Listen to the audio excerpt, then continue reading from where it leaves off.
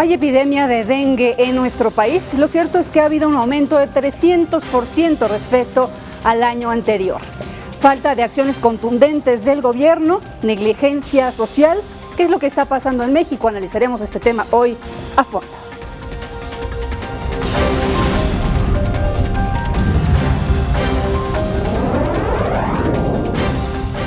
A fondo, con Marta Reyes.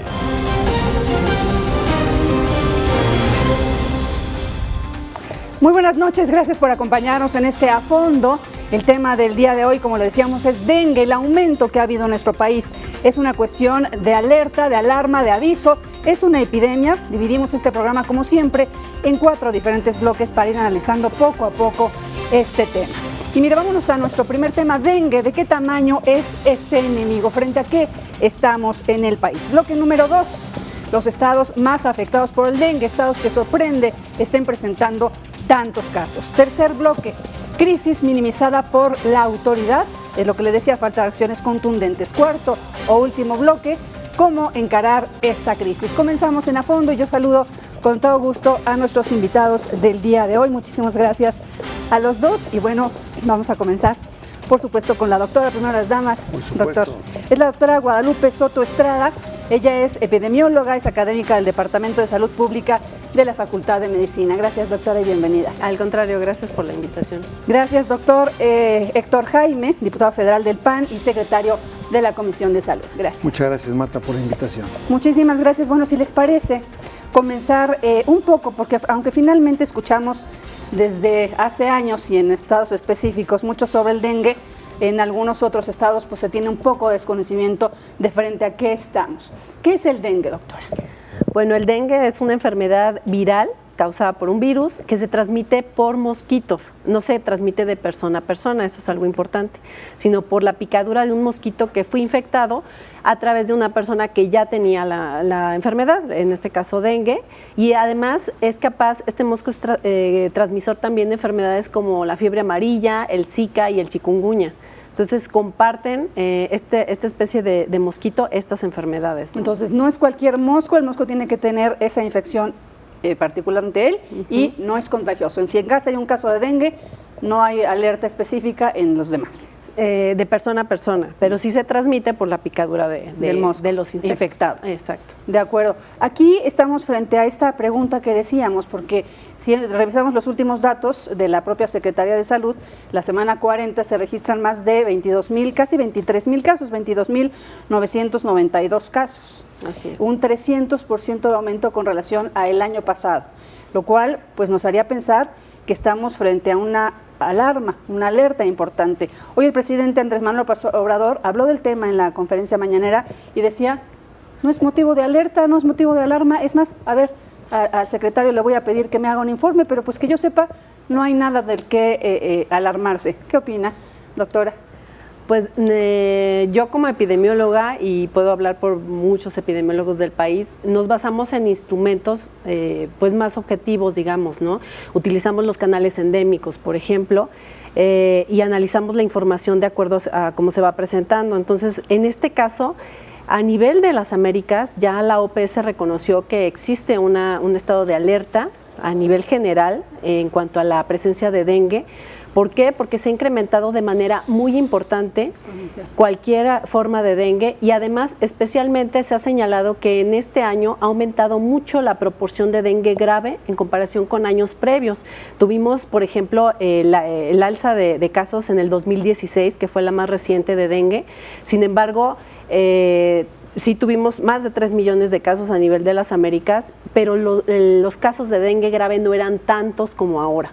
Entonces, eso también llama más la atención porque no tenemos el mismo comportamiento. Que me gustaría regresar a este tema de grave, pero primero quisiera darle la palabra al doctor Héctor Jaime, diputado del Partido Acción Nacional y secretario de la Comisión de Salud, respecto a esta declaración del presidente Andrés Manuel López Obrador. ¿Cómo lo tomó Acción Nacional y la Comisión de Salud?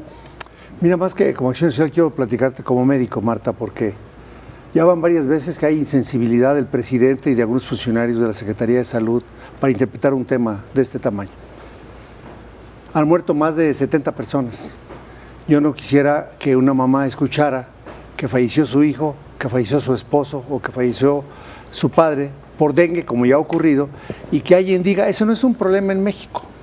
Cuando día a día los medios, y en este caso este programa tan relevante de A Fondo, está presentando esto como un problema, es decir, hay 3 veces más que el año pasado.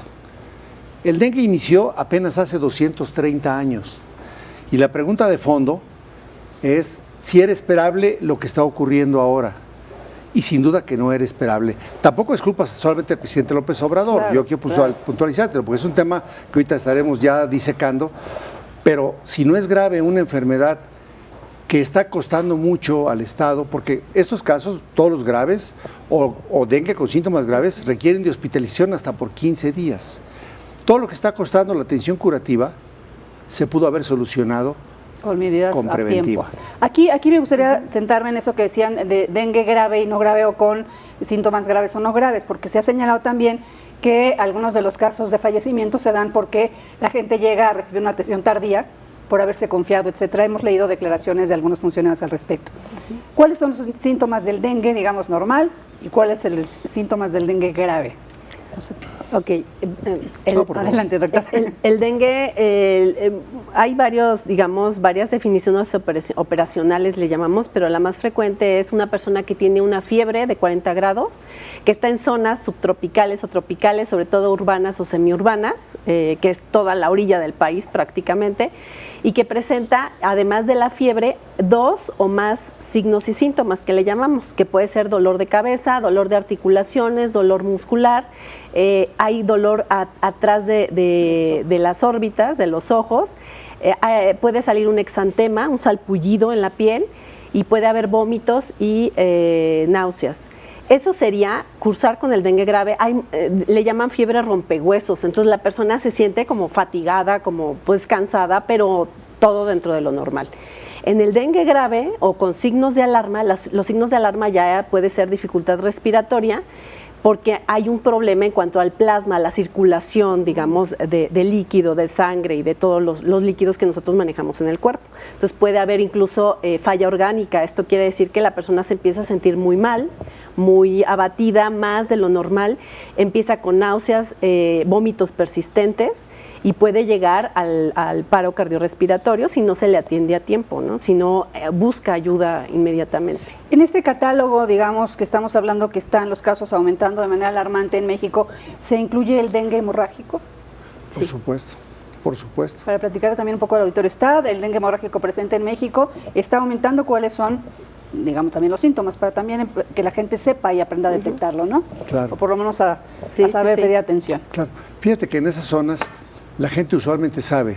Otra, yo hablo, cuando tú comentabas, Marta, que varios funcionarios públicos le quieren echar la culpa a la gente que llegan tarde, pues tampoco. O sea, son cosas que no es correcto. Porque hay gente que llega a tiempo a los hospitales, pero resulta que el médico no está capacitado para tratarlo. Ocurrió muchísimo en los principales brotes. Y ahorita hay casos, yo me imagino que los análisis de nuestra experta el día de hoy, se habrá encontrado que hay un número de funciones muy superior al número de casos graves en 2 estados, contra lo esperado. Es decir, algo está ocurriendo en los estados, o no hay medicamentos, o no sabe manejar el dengue, pero en medicina uno siempre va jugando con 2 expectativas. De hecho, se llama teorema de Chebyshev, dice uno. A ver, el número observado era el esperado, ¿no? Y se mide con canales endémicos. Hoy casi, aunque México es un país muy grande y hay zonas donde no hay dengue ahorita, tú puedes saber estado a estado y municipio a municipio, incluso si el número de casos observados y los esperados es correcto. Es correcto. Que aquí me gustaría tocar algo que también se está denunciando, que algunas de las defunciones no se están registrando, las actas, con el motivo de la función dengue. Se pone alguna otra cosa y esto me parece es irresponsable y peligroso, porque finalmente no se puede hacer una estadística clara de los registros de dengue. Entonces, aquí creo que hay una responsabilidad. No sé qué opina, doctora. Sí, de hecho está reconocido, está analizado el asunto y se dice que por cada caso de dengue que digamos se sabe, se registra, hay 4 más de los que no se sabe. Entonces, en el caso de la mortalidad puede estar ocurriendo este subregistro, que muchas veces lo que se hace es dar otra causa de muerte y no se registra que es por dengue hemorrágico, que ahorita ya es dengue grave, ya no se llama hemorrágico, pero pues finalmente es importante porque no sabemos realmente cuántos están falleciendo por esto y cuántos están enfermando. Leí yo 22.992 casos de dengue confirmados y 145.916 casos probables. Así es. Nada más rápido porque ya tengo que hacer la pausa con esta musiquita sones que tengo. ¿Qué nos dice esto? A ver, doctor. Bueno, primero nos habla de que hay un sistema de vigilancia epidemiológico que necesita ser más afinado.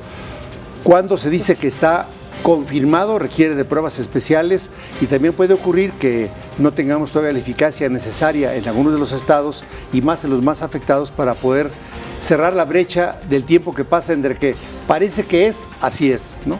Entonces, es un tema de brecha de tecnología o de capacidades técnicas en los estados.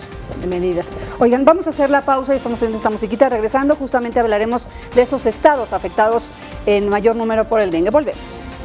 Segundo bloque de A Fondo, estamos platicando sobre el dengue, especialmente esta alerta que pudiéramos pensar debe existir en el país respecto al aumento alarmante que ha habido de casos, 300% respecto al año pasado, y algunas especificaciones que quisiéramos hacer, les estábamos platicando antes de irnos a la pausa, respecto a este tema del dengue. Hablábamos de los tipos, pero también, obviamente, de dónde vienen esos tipos es importante hablarlo, ¿no?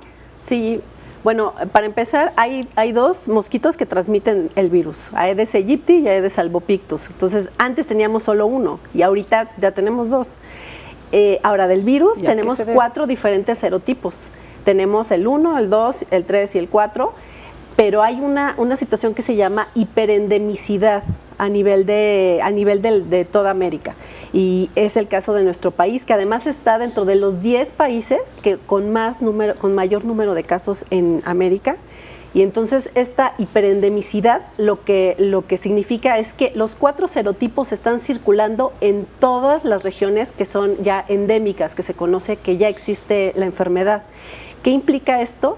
Más gravedad.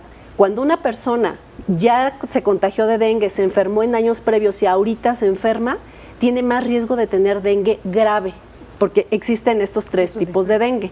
El dengue no grave, que es el dengue clásico, el que conocemos, que cursa normalmente, dura una semana, de 2 a 7 días más o menos la enfermedad y se recupera. Viral, por eso. Dengue con signos de alarma, que no llega al dengue hemorrágico, que tiene algunos datos ahí de dificultad respiratoria, de vómitos, etcétera, pero no es tan grave. Y el dengue grave, que es donde ya empieza a haber hemorragias, que es lo más importante.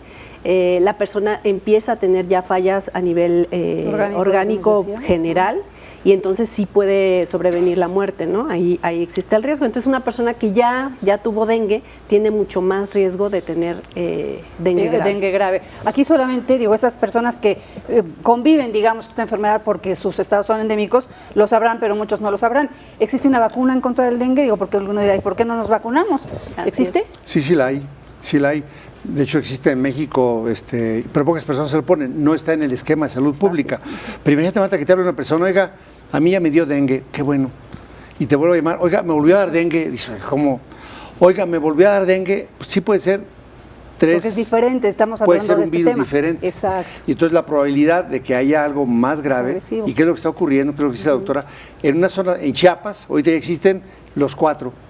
Y entonces, pues si el mosquito esta vez trae el 4, pues puede tener un poco de gravedad. Y es quizá parte de lo que está sucediendo, ¿no? Sí, de esta gravedad de lo que está sucediendo, exacto. Pero fíjate, en México se erradicó, y en las Américas se erradicó la malaria, pero no haciendo vacunas, pues eliminas el mosquito, que será el tema que tú hablaste en el tercer bloque, vamos a hablar de lo social. O sea, ¿cuáles serían las medidas que de manera preventiva tendríamos que hacer los mexicanos? Porque pues echar la culpa al presidente López Obrador, o a los salubristas, me parece que no es un tema. Claro. Pero y aún en proporciones, yo creo que como el 60% le toca a la comunidad. Claro, aquí es un asunto de todos en el que obviamente cada quien tendría que hacer su parte, sociedad, gobierno, autoridades, etcétera, de salud. Aquí, bueno, centrándonos en el tema de los estados. Había cosas que me llamaban la atención cuando yo preparaba este programa, que era estados que habitualmente, o lugares, partes de estados que habitualmente no habían tenido este tipo de brotes, los están teniendo. Caso claro, por ejemplo, Guadalajara, que me llamaba la atención que tiene el segundo lugar a nivel nacional de casos de dengue. Jalisco, y no solo eso, sino que además ha incrementado en 4 veces más el número de casos Sí, Jalisco de dengue como en está, pero comparación con el año Guadalajara pasado. como capital tiene Sí, un sí, índice sí. enorme. Sí, y está habiendo cada vez más brotes. Y bueno, el caso de Veracruz, que lleva varios años en primer lugar, sí ha estado en primer lugar, pero ahorita también incrementó el número de casos de manera muy importante. Y además, algo que me llama la atención, el caso de Chiapas no está dentro de los primeros lugares, pero Chiapas está teniendo muchos casos graves, muchos casos de dengue grave. Más de la mitad están siendo dengues graves. Entonces, esto es importante porque si bien no tiene muchos casos, pues tenemos alrededor de 200, 300 personas que tienen este problema, ¿no? Y también tiene otras implicaciones porque no se le trata igual a un dengue normal que a un dengue grave. Cuando tú ibas al campo como epidemióloga, ¿cuál es la probabilidad que alguien esté reportando esto? Es decir, porque también puede haber un subregistro, ¿no? Sí, claro. Porque a lo mejor de lo que hablábamos. sí vemos más graves, pero puede haber un gran subregistro. ¿Tú cómo veías? Es que ella iba al campo, andaba... Bueno, íbamos de casa en casa, sí, y en las casas la gente donde es endémico el dengue, pues ni siquiera acude a los centros de salud. Sabe que tiene dengue y entonces pues se guarda en su casa, descansa y lo esperado es que se recupere. ¿Qué es lo grave de esto? Virus, ¿no? Pues que si empieza con problemas, no va a haber una atención adecuada y entonces corre el riesgo de tener más complicaciones, ¿no? Que me gustaría hablar un poco más de este estudio que nos decía la doctora, se puso a trabajar sus datos, etcétera, y le arrojaron cosas sumamente interesantes, pues que nos las vaya a platicar. Bueno, algo que llama también la atención, el caso de Puebla y San Luis Potosí, el año pasado tenían prácticamente pues un mínimo de casos y ahorita San Luis Potosí está en quinto lugar. Puebla en cuarto. Entonces tenemos estados en donde está ocurriendo pues esta situación y además en el caso de Puebla tenemos de dengue grave que aumentó un 600%. Entonces sí nos está preocupando el caso también de Tamaulipas y de Yucatán, que Yucatán no tiene demasiados casos, pero es lo que comentaba. O sea, no hay demasiados casos, pero el dengue grave está incrementándose de manera muy importante. Y bueno, me gustaría aclarar algo de la vacuna, por favor, porque precisamente acabo de leer lo de la OMS, la declaración de la OMS tuvo una postura respecto a la vacuna y es interesante porque la vacuna no se puede dar a gente o en poblaciones donde no ha ocurrido esta situación endémica. Porque descubrieron a través de investigaciones que las personas que no estaban vacunadas y que no habían enfermado de dengue tenían más riesgo de enfermar de dengue grave, o sea, de tener hemorragias, que las personas que ya habían sufrido alguna enfermedad por dengue. Entonces, ¿cuál es la indicación de la OMS? Que nada más se vacune a gente que ya previamente tuvo la enfermedad. Porque en esa sí, digamos que protege, previene y no causa estas complicaciones. Por eso no se está comercializando a nivel general, porque se vieron problemas a nivel de población que no tenía. Salía más caro, digamos, en cuestión de costos de salud y obviamente de... Exacto, entonces esa es la razón por la que no se ha difundido, ¿no? Que en este caso se previene por parte de la OMS que no se utilice a nivel general. Pertinente aclaración, muchos correríamos ya a vacunarnos contra el dengue, ¿no? Qué bueno que hace esa aclaración, doctor. Quisiéramos vacunarnos para todo, para quitarnos lo gordo, para bajarnos la presión, quisiéramos que con hasta algo para mágico la edad, se solucionara. el envejecimiento ya, y si le dijera. Bueno, déjame y te comento, Marta, que tú eres muy joven, pero hubo un tiempo en que la casa tuya está en Guanajuato y decíamos, aquí no va a llegar el dengue porque el mosquito no vuela hasta estas alturas. Exacto. Pero hoy con los cambios, con el cambio climático que está dando y el cambio en el transporte, los aviones y por otro lado, pues la urbanización con cacharros, con lugares donde ahora el mosquito si llega tiene la capacidad de vivir. Bueno, pues eso está complicando más el tema, digo, claro. y eso está en la sociedad, ¿no? Hablando de la sociedad, ¿hay alguna forma de que identifiquemos el mosco nosotros, una persona común y corriente, o es dificilísimo? No, porque de hecho nada más las hembras son las que pican. Okay. Entonces, para hacer esto de con perspectiva de género debería ser igual, o sea... No, lo que pasa es que las hembras son las que ponen los huevecillos. Y sí las puedes conocer, que necesitan esos nutrientes para depositar los huevecillos. ¿Y estamos hablando de un mosco muy similar al zancudo? Exacto. Muy similar, sí, ¿verdad? Pero tiene un aspecto que le llaman, en el caso del albopictus le llaman tigre, porque tiene un rayado, digamos, especial, que, bueno, gente entomólogos sí lo identifican, Sí, que pero pues no es tan a simple fácil. vista será dificilísimo, Son muy ¿no? bonitos, ¿no? Sí, pero Paye, que sabe, cuando tú los ves, dices, Como las mujeres, Sí, sí, sí. doctor. Somos muy bonitas, pero peligrosas. Bueno, usted lo dijo, no yo. No, y además algo interesante del mosquito es que pica durante el día, a diferencia de muchos mosquitos que durante la noche es cuando pican. En este caso, Aedes aegypti pica de la mañana, en la mañana temprano, al amanecer y poquito después, y luego antes del atardecer, antes del anochecer. ¿Los en la repelentes tarde. sirven, doctora? Los repelentes sirven, nada más que hay que comprar uno que sí contenga, digamos, sustancias que sean repelentes realmente, realidad. porque han salido muchos en el mercado que pues a lo mejor son de origen natural, pero no son tan efectivos, la efectividad no es tan buena, ¿no? Y algo importante es que si el mosquito pone huevecillos en algún recipiente, o sea, tiene una capacidad de adaptación impresionante, puede depositarlos en un recipiente pequeñísimo y esos huevecillos pueden durar más de un año si se encuentran en buenas condiciones, digamos, climáticas. De tal manera que al siguiente año pueden eclosionar tranquilamente y pueden seguir. ¿Cuál es el su ciclo vida. de vida de esto? O sea, ¿el mosco en cuánto tiempo se hace, digo, el huevo en cuánto tiempo se hace mosco? Es rápido, o sea, una vez que tiene las condiciones de humedad, Ajá. es rapidísimo en días, digamos, cambia de huevecillo a larva y luego a pupa, que le llamamos que es poco antes de eclosionar, le llamamos que ya puede volar. Y luego ya se vuelve un mosquito adulto, pero pues son días prácticamente, es rapidísimo. Y que aquí, por eso he escuchado en la radio incluso estas campañas de no dejar que se acumule agua en pozos, en cubetas, en ningún recipiente. En los porque panteones debe prohibirse que se dejen flores con agua. Pero fíjense qué curioso, digo, claro que la capital de la República no está entre los países con casos, o con muchos casos, pero por ejemplo Xochimilco, por cuestión de presupuesto, suspendieron las fumigaciones. Entonces es ambiguo, ¿no? Claro. Es ambiguo lo que estamos hablando y digo, eso nos enteramos porque está en la esquina prácticamente, pero ¿qué estará pasando en algunos estados también por presupuesto, y no? le podemos entrar también que, por ejemplo, en el caso del gobierno federal no compró los insecticidas, ¿no? Y que es el que provee a los estados. Exactamente. El lavarte, que es tan indispensable para eliminar el huevecillo, los huevecillos, pues sí, habría que ver si está haciendo falta, ¿no? Claro. Oigan, justamente de este tema, ¿qué está haciendo la autoridad? Hablaremos de regreso en A Fondo. Volvemos. Estamos de regreso en A Fondo, nuestro tercer bloque, crisis minimizada por la autoridad. Y bueno, antes de seguir, quiero presentar y saludar con mucho gusto y agradecimiento en este programa el doctor Sergio Gutiérrez Hernández. Él es infectólogo del Centro Médico Nacional La Raza. Gracias, doctor, Muchas gracias por estar aquí. Y bueno, hemos platicado obviamente de el contexto de lo que es el dengue y obviamente el contexto también de aquellos estados que están siendo afectados de manera más importante. Nos hemos centrado también en si estamos frente a una epidemia y si ha sido tibia la autoridad en no decretar una alerta epidemiológica. ¿Qué opina usted? Definitivamente, hace 30 años teníamos un porcentaje menor que el actual. La población expuesta es prácticamente 400 millones, un tercio de la población mundial están en riesgo de adquirir la infección.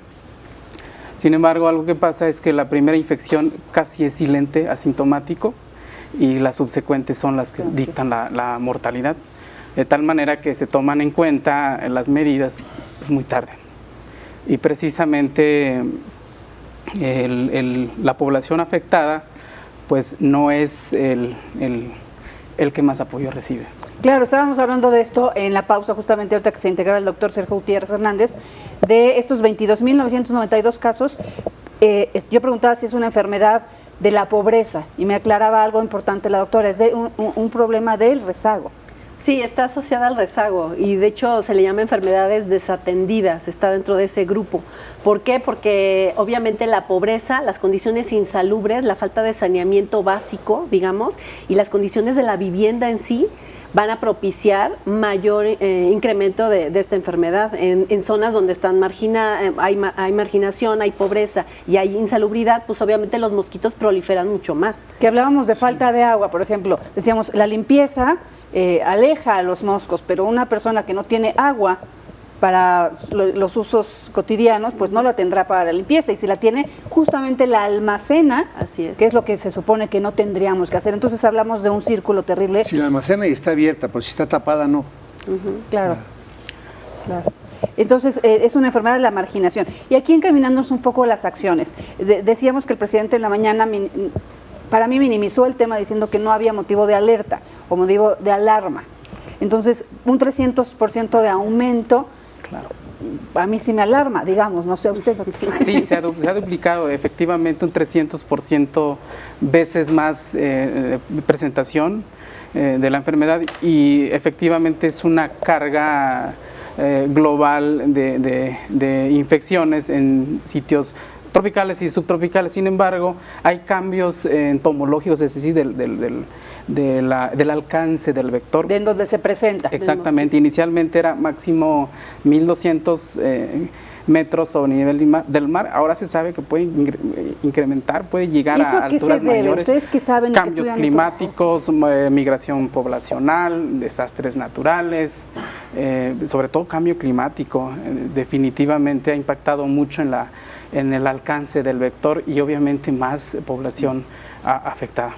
Pues estamos adelante, doctor. Mira, los ojos no ven lo que la cabeza no piensa. Me gustaría decirte, en estos lugares donde ha ocurrido, independientemente que sea el rezago, ¿ha habido negligencia? Sin duda. Esa es la pregunta. De las autoridades, sin duda. La Constitución de México cambió desde 1993 y mandó a los municipios la responsabilidad de la seguridad local. El tema del dengue es un tema de salubridad local. De forma tal que los más de 2.400 municipios, el alcalde, sus síndicos, sus ayuntamientos y el jefe sanitario, los jefes de jurisdicción, deben estar al tanto de todas esas medidas que le llamamos determinantes de la salud, que ya sabemos que hay que anunciar, que el presidente debe programar dinero, les dan ramo 33 para que pueda hacer la descacharrización, que las llantas no queden expuestas, que no haya lugares donde el agua limpia acumulada permita que el mosco ahí viva, y obviamente la federación con convenios federales le hace llegar al municipio, al estado, para que haya fumigación, si es el caso, que se contraten brigadas. Hoy la federación no está dando el dinero suficiente para contratar brigadas, entonces no hay fumigación, que es un factor importante. Pero el 60% tiene que ver con los municipios, específicas y del previas, municipio. ¿no? De prevención, porque yo leía Claro. que el alcalde de no sé qué está haciendo recorridos Claro. y que el alcalde de acá decía, no, bueno, si ahorita que tenemos 300% de aumento, pero ¿qué se hizo antes? Claro, ahora, un caso complicado, te digo, en un hospital vale mucho, digo, el número de casos que van es muchísimo más de lo que se ha dejado de comprar de insecticidas, por ejemplo.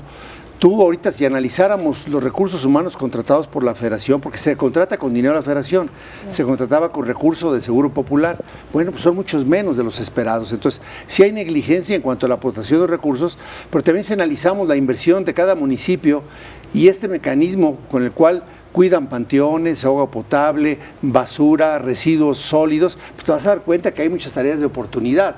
Y que también ahí la divulgación y la educación de los municipios forma parte clave. En esos municipios el 60% de la responsabilidad sin duda es de las autoridades municipales, a mi juicio. Claro, en cuestión de no acciones específicas y oportunas, que decía yo, gastamos mucho en curar, pero ¿cuánto gastamos en prevenir? Exactamente. Es muchísimo menos. Nos falta esa cultura en todos los niveles. Me parece que política y socialmente nos falta bastante, ¿no? Aquí algo importante también, el tema de lo están haciendo mal las autoridades, tienen gran responsabilidad en esto. Como sociedad creo que también tendríamos que ser responsables, ser adultos, que a veces somos muy paternalistas en cuestión de papá gobierno tiene que hacer, ¿no? ¿Qué tendría que haber hecho la sociedad? ¿Qué responsabilidad podríamos decir la sociedad tiene en este tema? La comunicación e información importantísimo con fines preventivos es educar a la población sobre el comportamiento del vector, y también tiene que ver la transmisión por el mismo comportamiento humano. Se supone que el alcance en cuanto a distancia del vector, en este caso de la Aedes, pues no alcanza más de 200 metros, inclusive toda la vida, que es de 15 a 30 días del mosquito, puede permanecer en el domicilio. Exactamente, y somos nosotros los que salimos de la casa cuando ya estamos enfermos y estamos con síntomas, y es precisamente el momento en el que el mosquito pica y pues transmite a otros pacientes. Entonces también tiene que ver con la cuestión humana, la información. Doctora, por favor. Y además en lo personal yo creo que no hemos evolucionado al ritmo del mosquito. La verdad es que el mosquito se le reconoce su capacidad impresionante de adaptabilidad.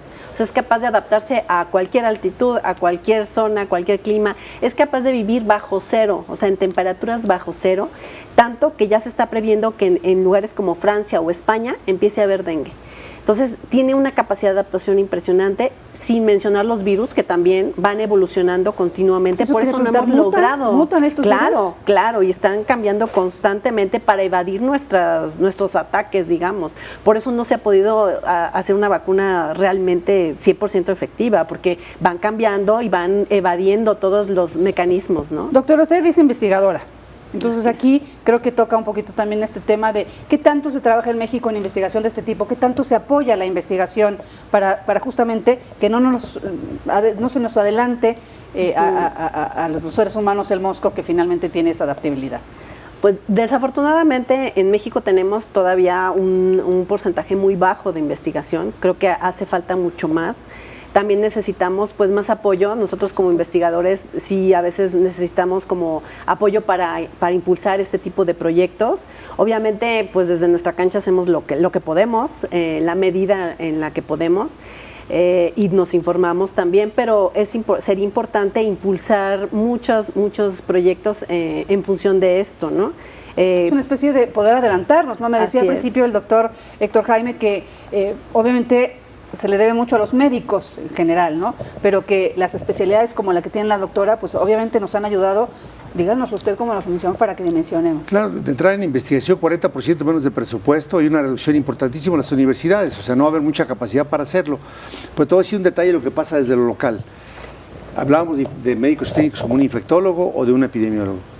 La salubridad se da en el territorio, se llaman jurisdicciones sanitarias y hoy está ocurriendo, bueno, que hay secretarios de salud que no tienen la más remota idea de la salud y que hay jefes de jurisdicción sanitaria no preparados como salubristas, que no son maestros de salud pública, que no son epidemiólogos y que son políticos, pues que le están dando el puesto por un puesto, como en el caso de Juan Ferrer, que está ahorita como coordinador del Seguro de Protección del Seguro Popular, que se va a encargar de 53 millones de mexicanos y que no es médico, no sabe salud pública, pero tiene el 99% de lealtad al presidente, ¿no? Es decir, imagínate que tú te enfrentes no solamente ahorita a dengue, estamos hablando de otras enfermedades más serias, desde la potabilización de agua, las medidas de salubridad local puestas en mercados, en rastros, en sarampión, vigilancia epidemiológica. ¿Hay manera de que se empate, por ejemplo, alguien especialista en administración pública con puestos como estos? ¿Hay posibilidad de que empaten algo? No, por supuesto. Por supuesto, si vas a administrar, es como en la educación, como en la UNAM. Que el alumno estudie, que el maestro enseñe y que el administrador administre. O sea, podría ser médico, pero y con especialidad en administración pública, ahí tendríamos un gran elemento, pero hay conjunto de conocimientos. Cuando yo fui la primera vez diputado, cambiamos la ley de los institutos nacionales de salud, porque decía que solamente podía ser director del Hospital de la Raza un médico, cuando hay muchos más profesionales de la salud, no médicos, enfermeras, nutriólogos, químicos, y que podrían serlo. De hecho, la primera directora no médica de un instituto fue Marilena Medina en psiquiatría, miembro del Colegio de Médicos, SNI 3, reconocida en todo el mundo. Bueno, pues, a ver, administrar es una cosa, pero ser médico es otra cosa. La salud pública que se da en el territorio no es con enfermedades, es con vigilancia epidemiológica seria y hay que estar bien preparado. Y para eso se hace medicina y se hace una especialidad. De acuerdo. Aquí decimos riesgo minimizado por la autoridad.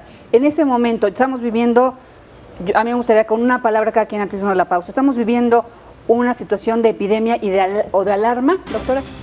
Yo diría de alerta, tratando de empatar con la OPS, estoy de acuerdo con esa denotación y además viendo los canales endémicos, no hemos llegado a la etapa de epidemia todavía, estamos a un pasito. Doctor Sergio. Sí, efectivamente también estoy de acuerdo. Sí ha habido una alza en números, en mortalidad permanece igual. Doctor Héctor Jaime. Alerta para los fines de la población. Alarma para los 8 estados que están muriéndose la gente, que están en los hospitales y para el personal de salud. De acuerdo, con estas posiciones nos vamos a pausa y regresamos al cuarto y último bloque en A Fondo. que no hay un medicamento. Estamos de regreso, Podemos cuarto tratar. y último bloque de En a Fondo. Estamos ante una alerta, porque hay que poner atención en lo que se está haciendo, y nos decía el doctor Jaime, ante una alarma para específicamente los estados que están viviendo esta situación tan delicada, estos 7 estados, ¿no? Así ¿Alarma para qué, doctor? Alarma para que haya una coordinación real de los presidentes municipales. Hay una red municipales de salud, que el Estado ponga la parte que le toca en recursos humanos y que la federación asigne el dinero que necesita para poder trabajar. Se ocupa inteligencia, y esta inteligencia es la que está faltando en estos momentos, a mi juicio. Aquí me gustaría que nos platicara, y obviamente le platicara al auditorio, qué está haciendo usted como secretario de la Comisión de Salud al respecto. Bueno, hemos puesto desde el Pleno, el otro día en el Pleno, todos los partidos políticos hicieron un exhorto al gobierno federal para que se pusiera las pilas, porque además esta materia es materia de salud general, significa que la regula la federación. Hay responsabilidad municipal porque tiene actividades francas que sin pasar por el Estado le asigna directamente la Constitución al municipio. Con Pero los recursos que sí, tendría, que tiene. con sí los muy tiene. poquitos recursos, pero la mayoría de los recursos llegan a través del Fondo del Seguro Popular. Entonces, el que Hacienda no compre insecticidas, por la razón que tú quieras, y no los mande, el que no les permitan contratar recursos humanos, porque tú no vas a contratar a alguien que va, a lo mejor vamos a ocupar ahora, como ocurría antes con el enfermedad de Chagas, ¿no? Brigadas especiales que duran todo el año. En este caso son brigadas temporales. Hoy te vamos a contratar para que fumigues, como pues ponte el casquito, le haces así por 2 meses. ¿A qué salario? Pues ya sabrás la parte que le pagan, o sea, es como un 10% de lo que le pagan a los ninis, ¿no? Entonces, pero ni siquiera están teniendo personal. Entonces, el exhorto de la Jucopo fue esa. Estamos poniendo las denuncias formales en todas las áreas, y en gente que está asumiendo funciones y se está asumiendo como que es lo que no era, hasta denuncias penales. Estamos actuando para ayudarle al presidente a que esté México con lo que... México es rico en salud pública. Si hay un instituto reconocido en todo el mundo, es salud pública. ¿Por qué no hacen caso a las medidas que ya se conocían y están ¿Es voluntad descuidando? política? ¿Qué es lo que está haciendo falta? Pues yo creo que la falta de gerencia. Mira, tenemos un extraordinario subsecretario, Hugo López-Gatell es extraordinario, de carrera y lo conoce, pero si en Hacienda no le dan las licitaciones y no promueven los medicamentos y no los puede mandar a tiempo a los estados, pues ¿qué puede hacer el pobre, no? Aunque sepa. Un poco de coordinación también ahí, de sensibilidad. Doctor, ¿cómo encarar esta epidemia? Pues hacer equipo. Definitivamente cada uno nos toca poner nuestro granito de arena. A nosotros como clínicos, detectar temprano los signos de alarma y obviamente parar el desenlace, que es la mortalidad. Afortunadamente, pues ya hay personal adiestrado, sensibilizado en cuanto a detección de esos síntomas que podrían llevar ¿Las habrá en todos los estados? a los estados. Me imagino los pequeños municipios que decíamos pueden ser los más afectados. Definitivamente no. Definitivamente no. Sin embargo, pues se trata de sensibilizar, se trata de llevar pues a las aulas pues todo lo que es el proceso de la enfermedad. Sería cuestión de, así como se hacen campañas de sensibilización a la sociedad, pues campañas de educación a los propios personal que atiende la salud en esos pequeños municipios, me imagino, ¿no? Y a toda la población en general. O sea, es importante que toda la población, por eso es la alerta, o sea, que toda la población esté consciente de la situación que está viendo en el país y que ponga su granito de arena, que aporte, porque esto es entre sociedad y gobierno. O sea, los dos tienen que aportar y contribuir a que se reduzca la enfermedad, porque la sociedad también en conjunto participa, tiene que participar y eliminar, por ejemplo, todos los cacharros, todas las fuentes de agua que pudieran propagar el virus, que se pueda, en donde se pueda proliferar más. Entonces, también es importante que la sociedad esté consciente de esto y que participe activamente, porque si no, pues nada más sería la acción del gobierno. Sí. Mira, en los pequeños municipios, de aquellos lugares donde siempre ha habido dengue, puede ocurrir como pasa con las personas que tienen diabetes. O sea, ya forma parte del escenario común. Y de veras que no te estoy mintiendo, yo conozco estados en los cuales llegaban médicos formados en el Centro Médico de Occidente a ese municipio por alguna razón, no iban a hacer su servicio de 4 meses, y llegaba el paciente y decía, oiga, tengo todos los síntomas de quebrantahuesos, y el médico internista, el médico infectólogo, como que, ¿qué será? Y la señora en la esquina de la tienda le decía, oiga, doctor, eso es dengue. De veras, la gente era ajeno para una realidad de ese médico de Occidente cuando es médico, no debía ser porque es médico. Por eso decía yo la alarma, ¿ves? O sea, hoy el médico debe pensar, Digo, hay gente que llega a un hospital de la costa y si nunca ha manejado este tipo de pacientes, tiene que ir a que lo capaciten cómo manejar un dengue, aunque sea muy simple. La enfermedad hemorrágica, cuando dan un medicamento, y lo puede explicar mejor el doctor, pues puede sangrar mucho más, porque ese está prohibido dárselos, por ejemplo. Y es un medicamento muy utilizado, de hecho en Francia lo acaban de retirar del mercado, ¿no? Sería interesante que nos platicara de esto, para alertar también a la población. Esto sí es alerta. Sí, definitivamente es muy estrecho el arsenal terapéutico para tratar el dengue. No existen medicamentos, no existen antivirales. Solo tratamos sintomáticamente el paciente. Estamos antihistamínicos para el dolor. ¿Qué es lo que? Analgésicos de tipo paracetamol, las que no tienen que ver con la función de las plaquetas, porque el paciente tiene una disminución de la cuenta plaquetaria y está en riesgo de sangrar en cualquier momento. De hecho, es una de las características del dengue severo. El sangrado. Entonces, todo lo que contribuya pues a la disfunción de las plaquetas, de los vasos, pues hay que evitarla. Que eso lo sabe un médico, sí, ¿no? Pero una persona en casa no. Hasta gente hay un producto que dice, que anuncian que nadie sabe cómo alivia, pero si alivia, ese no hay que darle a pacientes con dengue. Exacto. Sí, ¿Alguna sustancia específica? A lo mejor no podemos decir nombres de medicamentos, pero sustancia específica que hay que evitar en caso de dengue. El naproxen, el ketorolaco, el ácido acetilsalicílico, definitivamente es uno de los medicamentos muy utilizados y pues inhibe la función de las plaquetas en todo lo que si a mí me empieza a doler la cabeza, tengo fiebre, corro por un paracetamol, Ah, claro. O corro por ácido acetilsalicílico. Es mejor. Sí, que ácido acetilsalicílico, definitivamente. Pues las plaquetas viven entre 7 a 10 días, inhibe en toda su vida de las plaquetas, arruina la vida de las plaquetas. Por eso es que es muy riesgoso utilizarlo. Yo creo que decir aspirina no es malo, porque ese que conoce la gente, es como el Kleenex, no importa cuál sea la marca, o sea, la aspirina esa no debe usarse. Definitivamente. Digo, y lo decimos mucho, y parece de canción trillada, ¿no? El tema de no automedicarse. Creo yo que ese es importantísimo, porque también... Cuando hemos ido a algunas zonas en donde hay dengue, habitualmente los médicos que no están de todo capacitados dan antibióticos. Entonces es algo que tampoco se recomienda hacer, porque aparte es una enfermedad viral, o sea, no tiene gran efecto, ¿verdad? No hace nada contra el virus, un antibiótico que es para bacterias, según lo que entiendo y he aprendido, ¿no? Así es. Entonces, pues no es indicado cualquier tipo de antibiótico. Pero se da, y eso es lo grave que nos decía, no están preparados a pesar de ser médicos para determinada enfermedad. Y como es el dengue, pueden ser algunas otras, ¿eh? Claro, el dengue hemorrágico, yo te puedo decir que mucha de la mortalidad que se dio en un inicio, en lugares donde no había dengue, donde no sabía manejar dengue, fue un acto médico, y no porque el médico quisiera lesionar al paciente, sino que estaba enfrentando una enfermedad nueva. Digo, yo te puedo decir la cantidad de malos manejos en un inicio con pacientes con SIDA en el Hospital de la Raza, que fueron los primeros casos, a cómo hoy lo manejan con una perfección. Digo, así va evolucionando las cosas, ¿no? Así la canción de los Tigres del Norte no la creas, esa de un histamínico, vitamínico, analgésico para el dolor, expectorante. Hay que tener cuidado. Hay que tener cuidado. Entonces, bueno, es un asunto, hay que irlo redondeando, es un asunto de todos, es un asunto de que cada quien asumamos la responsabilidad. Yo tomaba al principio del programa esta declaración del presidente, efectivamente no para responsabilizar al presidente de lo que se está viviendo, pero sí de tomar acciones como gobierno para poder frenar esto, que se considera epidemia, ¿sí? Todavía no. Todavía no. Estamos a poco. Si no se llevan a cabo las acciones que se tienen que llevar, creo que sí podemos caer en un estado de epidemia, porque además el clima sigue estando pues errático, diferente a años anteriores. Entonces viene el frío, doctora, yo lo pongo entre comillas, porque ahorita tendríamos que tener ya un poco de frío. Pero las lluvias todavía siguen, entonces bueno. ¿El frío puede ayudar en algo? Sí, bajando la temperatura el mosco empieza a disminuir. Pero el calentamiento global no nos está ayudando mucho a que se enfríe, ¿verdad? El planeta. Exactamente, el vector, el mosquito se ha adaptado tanto al ambiente, a las presiones que se ha ejercido. De hecho, en Europa, en época de invierno, hace una pausa.